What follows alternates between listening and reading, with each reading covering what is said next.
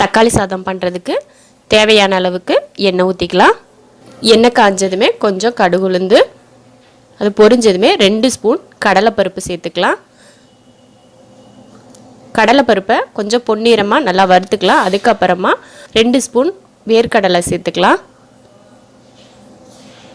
வேர்க்கடலையும் கடலைப்பருப்பும் ரெண்டுமே சேர்ந்து நல்லா பொன்னிறமாக வந்ததுக்கப்புறம் ஒரு பெரிய வெங்காயத்தை பொடியாக கட் பண்ணி வச்சுருக்கேன், அதையும் சேர்த்துக்கலாம்.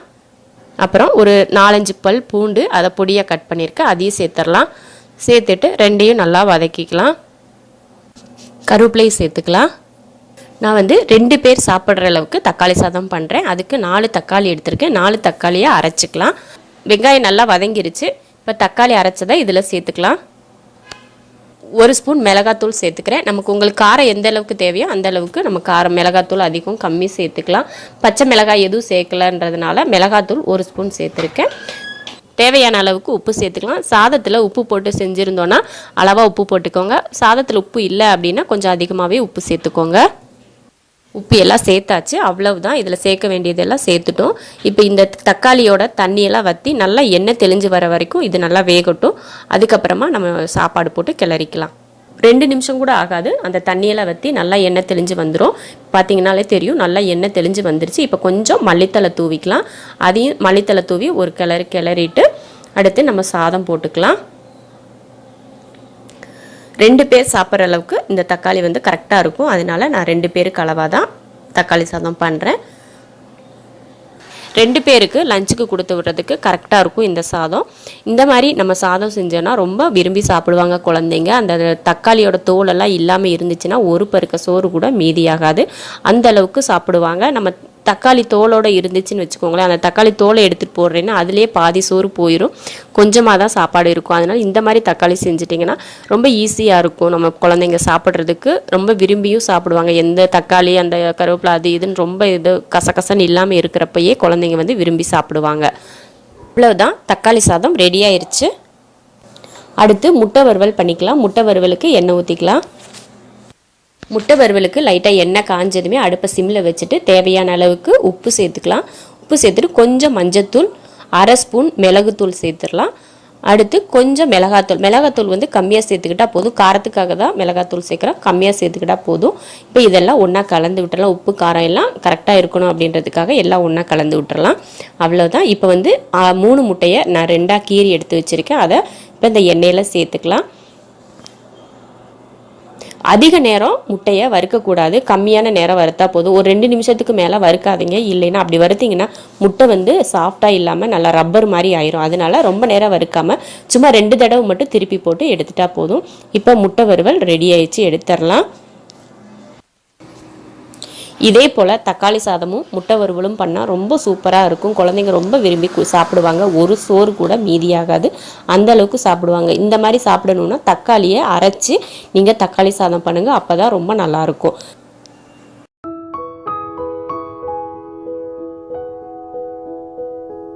வெஜ் பிரியாணி பண்ணுறதுக்கு குக்கர் வச்சு எண்ணெய் ஊற்றிக்கலாம். எண்ணெய் காஞ்சிடுச்சு. அதில் 3 ஏலக்காய், 3 கிராம்பு, 1 அன்னாச்சி பூ, பட்டை 3 அதை சேர்த்துடலாம். ஒரு பிரிஞ்சலை பொரிஞ்சதும் 2 பெரிய வெங்காயம் நீல வாக்கில் கட் பண்ணி வச்சுருக்கேன், அதை சேர்த்துடலாம்.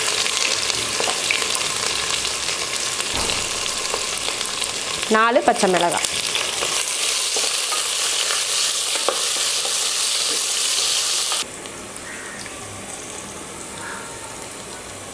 வெங்காயம் வதங்கிருச்சு. இப்போ இதில் தக்காளி சேர்த்துடலாம். 3 தக்காளி சேர்த்துக்கிறேன்.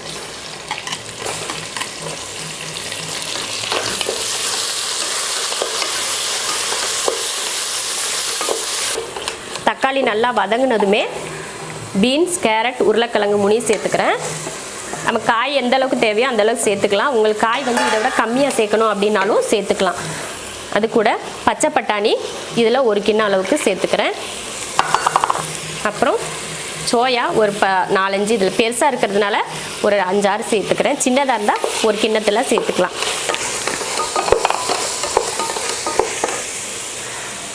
புதினா மல்லித்தலை,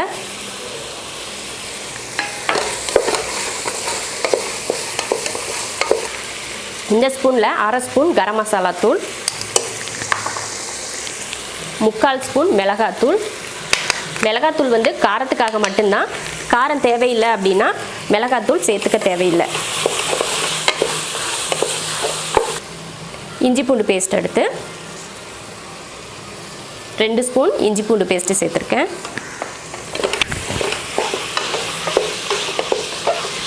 கொஞ்சம் லெமன் புழிஞ்சிக்கலாம். அடுத்து இந்த ஸ்பூனில் 3 ஸ்பூன் தயிர் சேர்த்துக்கிறேன்.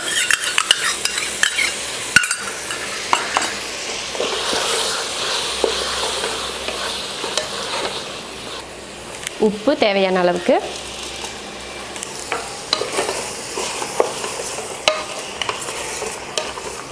காய் வந்து நம்ம விருப்பம்தான், இது கூட காலிஃப்ளவர் இருந்தால் கூட காலிஃப்ளவர் கூட சேர்த்துக்கலாம். இப்போ இது தயிர் லெமன்லாம் போட்டு கலந்ததுக்கப்புறம் அரிசியை தண்ணியை வடிச்சிட்டு சேர்த்துக்கலாம்.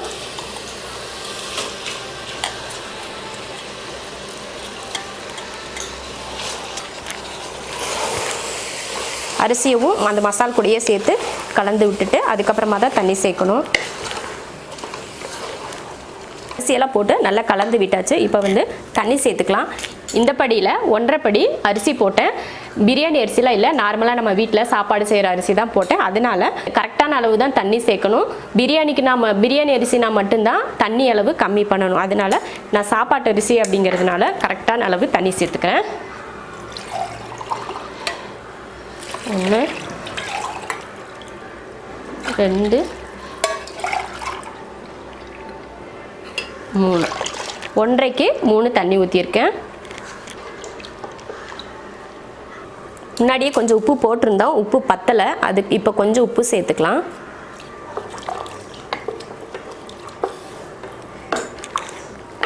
அவ்வளோதான், உப்பு போட்டு கலந்து விட்டாச்சு. கொதிக்கிற வரைக்கும் சும்மா மூடி வைக்கலாம். கொதித்ததுக்கப்புறம் குக்கர் மூடி போட்டு விசில் போட்டுக்கலாம். இப்போ நல்லா கொதிக்க ஆரம்பிச்சிருச்சு. இப்போ மூடி போட்டுக்கலாம். குக்கர் மூடி போட்டு விசில் போட்டாச்சு. 2 விசில் விட்டு ஆஃப் பண்ணிக்கலாம். 2 விசில் விட்டு ஆஃப் பண்ணி ஸ்டீமெல்லாம் இறங்கிருச்சு. சூப்பராக வெஜ் பிரியாணி ரெடியாக இருக்குது. நம்ம வீட்டில் எப்பயுமே நார்மலாக சாப்பாடு செய்கிற அரிசியில் தான் செஞ்சுருக்கேன். அதுவே ரொம்ப நல்லா வந்திருக்கு. அவ்வளோதான். இது போல் பெரியவங்களுக்கு சின்னவங்களுக்கெல்லாம் லஞ்சுக்கு இது கொடுத்து அனுப்புறதுக்கு ரொம்ப ஈஸியாக இருக்கும். இது போல் செஞ்சு கொடுத்து அனுப்பி பாருங்கள். உங்களுக்கும் என்ன லஞ்ச் கொடுத்து விட்றது அப்படின்னு யோசிக்கிற நேரத்தில் டக்குன்னு இந்த பிரியாணி செஞ்சு கொடுத்து அனுப்பலாம். அந்தளவுக்கு ரொம்ப ஈஸியாக இருக்கும். தான் இதுக்கு தொட்டுக்கிறதுக்கு தயிர் பச்சடி மட்டுமே வச்சுக்கிட்டிங்கன்னா கூட ரொம்ப நல்லாயிருக்கும்.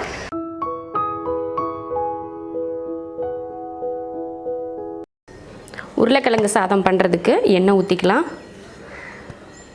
2 பேர் சாப்பிட்ற அளவுக்கு உருளைக்கிழங்கு சாதம் பண்ண போகிறேன். எண்ணெய் காஞ்சதுமே கொஞ்சம் ஜீரகம், கடுகு போட வேணாம், ஜீரகம் போட்டுக்கோங்க. கருவேப்பிலை,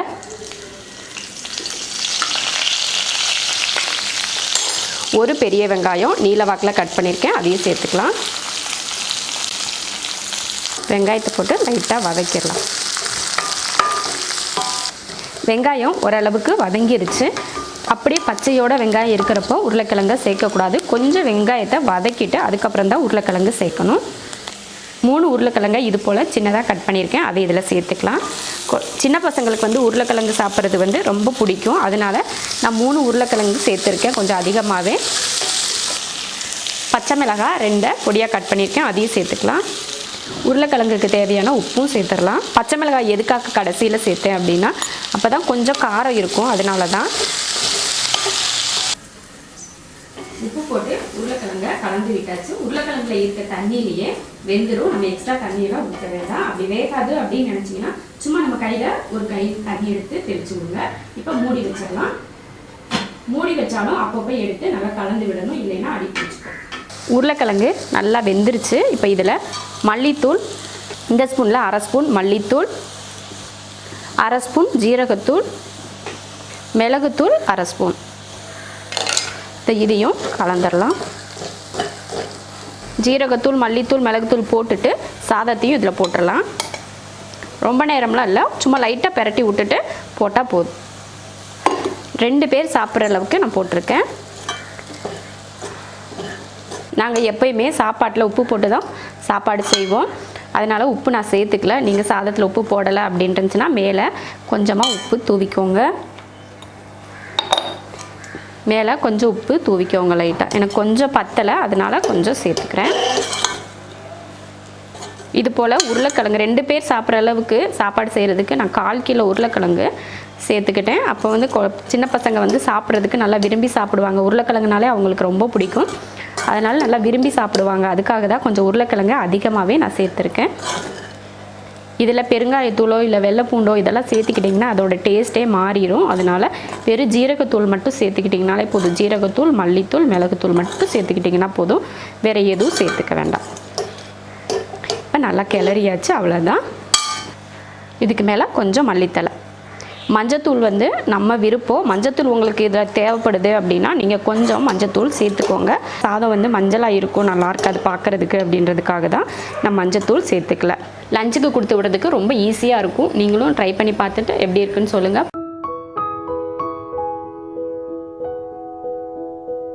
முட்டை சாதம் பண்ணுறதுக்கு 3 முட்டை எடுத்திருக்கேன். அதில் உப்பு கொஞ்சம் போட்டுக்கலாம். உப்பு போட்டு கலந்துடலாம். கலந்தாச்சு. சாப்பாடும் ரெடியாக இருக்குது. ஒருத்தர் சாப்பிட்ற அளவுக்கு தான் நான் 3 முட்டை எடுத்திருக்கேன். முட்டை வந்து அதிகமாக இருந்தால் நல்லாயிருக்கும் அப்படின்றதுக்காக தான் 3 முட்டையும் இந்த அளவுக்கு சாப்பாடும் எடுத்திருக்கேன். எண்ணெய் காஞ்சிருச்சு. எண்ணெய் காஞ்சதுமே ஒரு பெரிய வெங்காயமும் 2 பச்சை மிளகாயும் சேர்த்துக்கலாம். கொஞ்சம் கருவேப்பிலை. சொல்லுடா இதுனா வெங்காயம் நல்லா வதங்கிருச்சு. இப்போ முட்டையை ஊற்றிக்கலாம். முட்டையை ஊற்றினதுக்கப்புறமா முட்டையை நல்லா கலந்து விட்டுறலாம். நல்லா பொடி பொடியாக வர்ற அளவுக்கு கலந்துக்கோங்க. கலந்தாச்சு. 1/4 ஸ்பூன் ஜீரகத்தூள் சேர்த்துக்கலாம். ஜீரகத்தூள் போட்டு அப்படியே முட்டை கூட கொஞ்சம் நேரம் அப்படியே 1 நிமிஷத்துக்கு நல்லா வதக்கி விட்டுக்கோங்க. அப்போ தான் அந்த ஜீரகத்தோட மனம் கொஞ்சம் குறையும், இல்லைன்னா ரொம்ப மணமாக இருக்கும் ஜீரக மனம். ஜீரகம் போட்டு நல்லா கலந்தாச்சு. இப்போ இதில் ரைஸை சேர்த்துக்கலாம். ஒருத்தர் சாப்பிட்ற அளவுக்கு எடுத்திருக்கேன், அதை இதில் சேர்த்துடலாம். முட்டையில் நம்ம உப்பு போட்டு தான் கலந்தோம், அதனால் உப்பு சேர்க்க தேவையில்லை. நான் வந்து சாதத்தில் உப்பு போட்டு தான் செய்வேன், அதனால் உப்பு நான் சேர்த்துக்கல. உங்களுக்கு உப்பு வேணும்னா நீங்கள் லைட்டாக உப்பு சேர்த்து கலந்துக்கோங்க. அடுப்பை சிம்மில் வச்சுருக்கேன். சாப்பாடு போட்டு கிளறப்போ அடுப்பு சிம்மில் தான் இருக்கணும். அடுத்து மல்லித்தலை சேர்த்துடலாம். மிளகுத்தூள் 1/2 ஸ்பூன் சேர்த்துக்கலாம். அதையும் போட்டு நல்லா கலந்து விட்டுறலாம். அடுப்பு வந்து இப்போயும் சிம்மில் தான் இருக்குது. அவ்வளோதான். இப்போ அடுப்பை ஆஃப் பண்ணிக்கலாம். சூப்பராக முட்டை சாதம் ரெடி ஆயிடுச்சு. ரொம்ப சிம்பிளாக பண்ணக்கூடிய ஒரு சாதம். இப்போ லஞ்சுக்கு எதுவுமே இல்லை அப்படிங்கிறப்போ ஒரு 2 முட்டையை போட்டு இந்த மாதிரி சாதம் இருந்துச்சுன்னா கிளறி சாப்பிட்டுக்கலாம். அந்தளவுக்கு ரொம்ப ஈஸி. குழந்தைங்களுக்கு ஸ்கூலுக்கும் கொடுத்து அனுப்பலாம். நீங்களும் இது போல் முட்டை சாதம் செஞ்சு பாருங்கள்.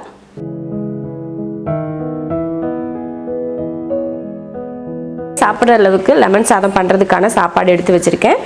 இப்போ ஸ்டவ் ஆன் பண்ணி எண்ணெய் ஊற்றிக்கிறேன். எண்ணெய் ஊற்றி எண்ணெய் காஞ்சிருச்சு. இதில் கடுகு உளுந்த பருப்பு சேர்த்துக்கலாம்.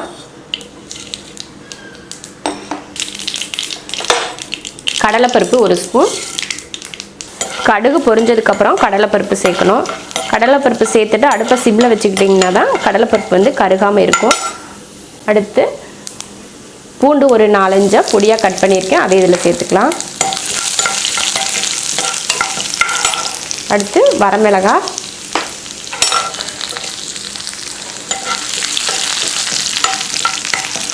இப்போ கருவேப்பிலை, அடுத்து மஞ்சத்தூள். மஞ்சத்தூள் வந்து அதிகமாக சேர்க்கக்கூடாது. அதிகம் சேர்த்தோம்னா நம்ம சாப்பாடு கிளறப்போ அந்த லெமன் கலர் இல்லாமல் மஞ்சள் கலராக சாப்பாடு இருக்கும். அதனால் மஞ்சத்தூள் வந்து கம்மியாக சேர்த்துக்கோங்க. அப்போ தான் சாப்பாடு வந்து லெமன் கலரில் அதே போல் இருக்கும். ஒரு லெமன் எடுத்திருக்கேன். லெமனை புளிஞ்சு சாறு எடுத்து வச்சுருக்கேன். இப்போ இதையெல்லாம் நல்லா வறுத்தாச்சு. இப்போ அடுப்பை ஆஃப் பண்ணிடலாம். ஆஃப் பண்ணிட்டேன். இப்போது ஆஃப் பண்ணதுக்கப்புறம் கொஞ்சம் உப்பு சேர்த்துக்கலாம் நமக்கு தேவையான அளவுக்கு. சாதத்தில் உப்பு போட்டிருந்தீங்கன்னா கம்மியாக உப்பு சேர்த்துக்கலாம். உப்பு போடலைன்னா இதில் கொஞ்சம் அதிகமாகவே உப்பு சேர்த்துக்கணும். அவ்வளோதான். ஆஃப் பண்ணதுக்கப்புறம் தான் உப்பு சேர்த்துருக்கேன். இப்போ மல்லித்தலை கொஞ்சம், அந்த சூட்லேயே மல்லித்தலையும் போட்டு கலந்து விட்டுடலாம். இப்போ இந்த ஒரு லெமனை புளிஞ்சு வச்சுருக்கேன், அதை இதில் சேர்த்துடலாம். அடுப்பில் வச்சு லெமன் ஊற்றினதுக்கப்புறம் அடுப்பில் வச்சு கொதிக்கவெல்லாம் வைக்கக்கூடாது. அடுப்பெல்லாம் ஆஃப் பண்ணிவிட்டு அதுக்கப்புறமா தான் சேர்த்துக்கணும். அப்போ இதில் சாதத்தை போட்டு கிளறிக்கலாம். ஒரு லெமன் வந்து 2 பேர் சாதத்துக்கு கரெக்டாக இருக்கும். அப்போ தான் அந்த லெமனோட புளிப்பு அந்த மணமெல்லாம் கரெக்டாக இருக்கும். அது 3-4 பேருக்கு சேர்த்து செஞ்சோன்னா அந்த மணம் நல்லா இருக்காது, அந்த புளிப்பும் இருக்காது. அதனால் 2 பேருக்கு ஒரு லெமன் கரெக்டாக இருக்கும். இப்போ லெமன் ரைஸ் ரெடி ஆயிடுச்சு. அடுத்து வாழைக்காய் வறுவல் பண்ணிக்கலாம். வாழைக்காய் வறுவலுக்கு எண்ணெய் ஊற்றிக்கலாம். எண்ணெய் காஞ்சதுமே கடுகு உளுந்து, கொஞ்சம் கருவேப்பிலை, 4 பூண்டு பல்லும் ஒரு இஞ்சி துண்டையும் இந்த மாதிரி தட்டி எடுத்து வச்சுருக்கேன், அதை இதில் சேர்த்துக்கலாம்.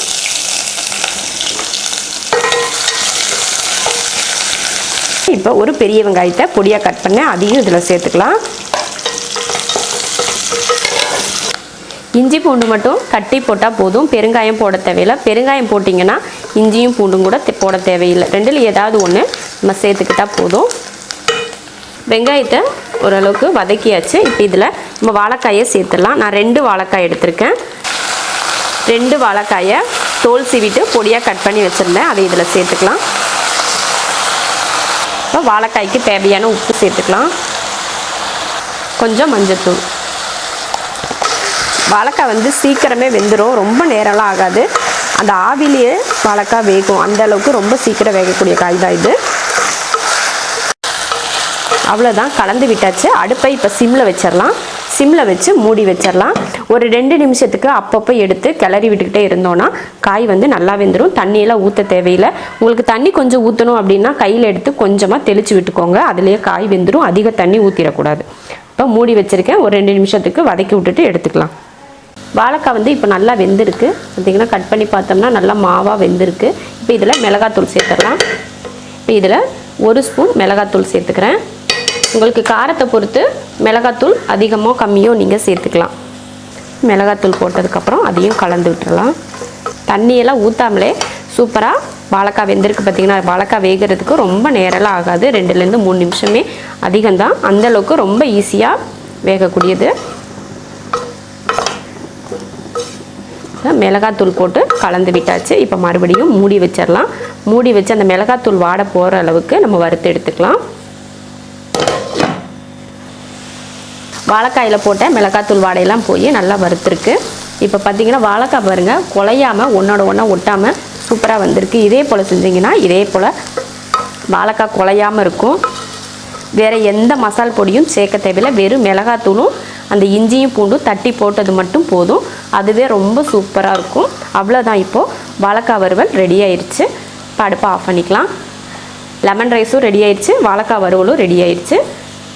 பசங்க ஸ்கூல் லஞ்சுக்கு கொடுத்து விடுறதுக்கு ரொம்ப சூப்பராக ஈஸியாக செஞ்சு முடிச்சிடலாம். அந்தளவுக்கு ரொம்ப ஈஸி.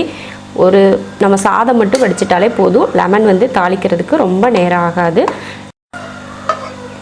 லெமன் ரைஸ்க்கு வாழைக்காய் வறுவல் வந்து ரொம்ப சூப்பராக இருக்கும். உருளைக்கிழங்கும் நல்லாயிருக்கும், வாழைக்காயும் ரொம்ப நல்லாயிருக்கும். இது போல் லெமன் ரைஸும் வாழைக்காய் வறுவலும் செஞ்சு பார்த்துட்டு லைக் பண்ணுங்கள், கமெண்ட் பண்ணுங்கள், ஷேர் பண்ணுங்கள். மறக்காமல் நம்ம செரின்ஸ் கிச்சன் சேனலுக்கு சப்ஸ்கிரைப் பண்ணிவிட்டு பக்கத்தில் இருக்க பெல் பட்டனை ப்ரெஸ் பண்ணுங்கள். அப்போ தான் நான் போடுற வீடியோவோட நோட்டிஃபிகேஷன் உங்களுக்கு வந்து சேரும்.